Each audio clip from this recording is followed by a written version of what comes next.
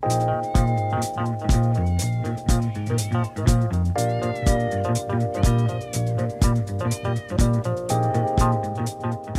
I wanted to jump in on is about this network that we're talking about. Now, we have the ability to network in social media now very easily. All you do is go to your computer. Back in the day, we had to do it by pressing the flesh, okay? And Matt and I met many years ago, and for those of you who were in my workshop this morning about press kit essentials, I said to you, and I said it as loudly and as often as I could, that oftentimes busy editors will grab the writer or grab the person that they need for their radio show, if they're hosting or whatever, based on the press kit. When I met Matt back in Santa Barbara Writers Conference, I had a radio show that I read his book, his short story collection, which I highly recommend reading.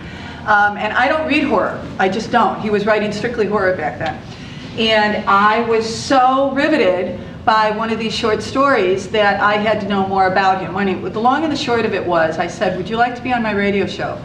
Not only did he say that he would, but every time that he came on my radio show, he and Laura Taylor also, I could call him a half hour before because a guest had dropped out, or I could book him 2 weeks in advance. And I knew that when we turned, when our interns turned on the juice, I knew that I would be totally comfortable interviewing Matt Palmieri and Laura Taylor because they were pros, because they were ready.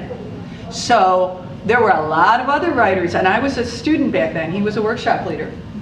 There were a lot of other writers that I could have asked, but I brought a lot of writers on to interview, and I never asked them back if they didn't keep me comfortable on air, frankly, because it was my job, it was my show. And so I wanted my guests to reflect well on my show. And Matt always did, and Laura always did, and it's really, really critical. I can't emphasize that enough, that you network with people who you know will help you out just as you help them out. The other thing, while you were talking before, I mean, quite frankly, ebooks versus tree books, I was here, and I don't want you to think that I was being rude. I was tweeting that all over the place with Matt Palmieri and the Southern California Writers Conference because that was hot. Ebooks versus tree books, I love it. Okay, so that's one of the ways, and then and I'm tweeting it. So that's one of the ways that it will give him a little bit, it'll give me a little bit, and it'll give the Southern California Writers Conference a little bit. Do you see? Sure. So I said, I'm sitting in a Matt Palmieri workshop, and he's talking about ebooks versus tree books, and I put a happy face after it. Boom, and so you see, when you say, well, how do I do it? What do I do with social media? That's an example right there. But you're sending something that is useful. And somebody would say, why is that useful? Right. It's useful because it fits a need. Absolutely. People will go away at the end of the day saying ebooks versus tree books. Oh, I hadn't heard quite like that before. That's really cool. The other thing that I want to say about ebooks is I'm totally in agreement with people who say that books are going to stay. I think we're going to see a tremendous decrease in the number of tree books.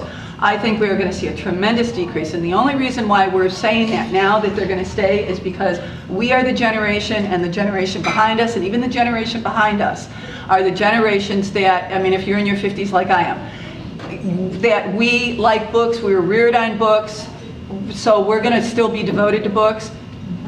Little kids will not. When you said that your little ones love the ebooks, that's it. By the time they get to be in their 50s, we will see less and less of tree books because they're very expensive. They're very expensive to print.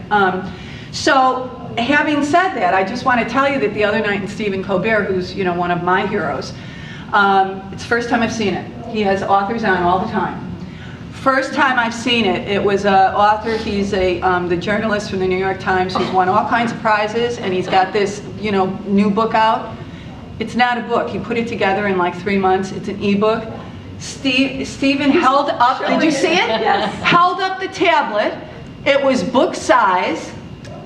And it was the first time I've seen that. It was so freaking cool that there was an ebook that he was holding up just like he would if it was a brick and mortar book. And so if that's the first time I've seen that, and I'm looking, I'm out there looking, I'm beating the bushes for all the innovation. If that's the first time I've seen that, trust me, you're going to be seeing that more and more and more. So yes, books are here to stay. Will they be on the shelves of bookstores that no longer exist, and won't exist even more so in the next decade or couple of decades? I think that, you know, again, I can't emphasize enough that you've got to get on this IT platform. You got to get on it.